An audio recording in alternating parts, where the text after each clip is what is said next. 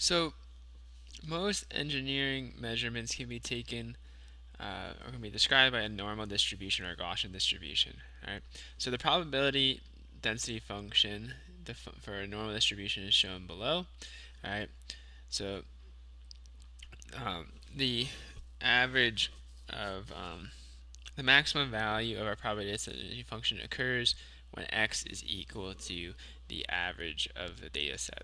So the probability that a value will fit between a range of the data set can be defined using this integral, where we integrate from the lower bound of the region to the upper bound of the region. Okay, so this equation can be simplified by using z and beta terms, where we can define beta as being the ratio of x minus x prime over x, which is basically the square root of that exponent. Right, or yeah, beta is the square root there.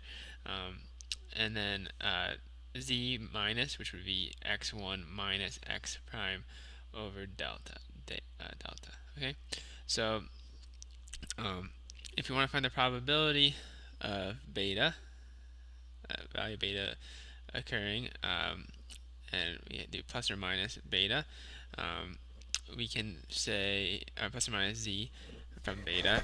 We can use the following equation here. All right. And then if we go to the next page, all right, the nice thing is that a normal distribution is symmetric about the mean, so we can find the probability of z1, which would just be equal to the following equation here. All right. All right. So z1 would be on 1/2 of our probability distribution. So for a single standard deviation, which would occur when z1 is equal to 1, we would get a probability of 34.13% on 1/2 of it. If we combine it to be both halves of our probability on our Gaussian distribution, the middle sector here would be 68.26%. For the for when we have z1 is equal to 2, that corresponds with 2 standard deviations. So 1/2 of that would be equivalent to 47.7%, which is, if we double it on both sides of our Gaussian distribution, it would be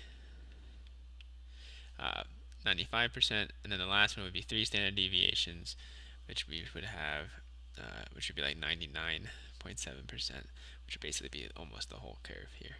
Right. So, um, so if we need to determine the probability for any terms in between those, we can calculate our z value for the value that we're interested in. All right.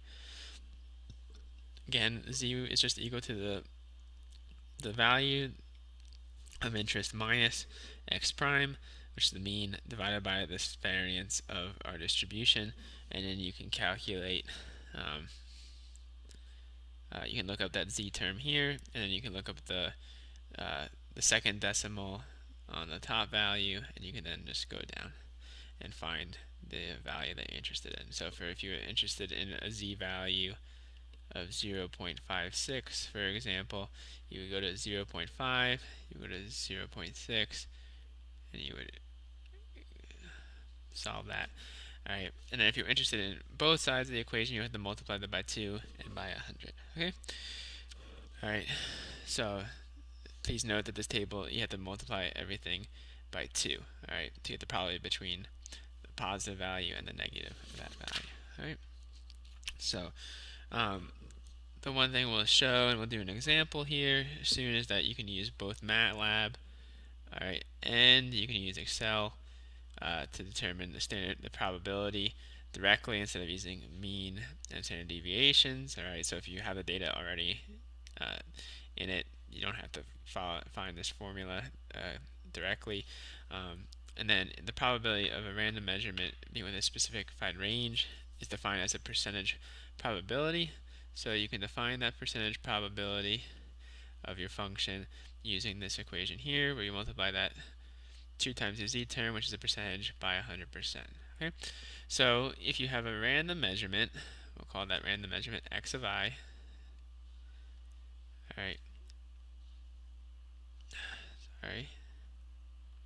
The expected range, all right, may be defined using the z-score and the true mean value and the standard deviation. Okay, so your mean, the z-score that corresponds with x of I, times the standard deviation for that data set would give you the total probability of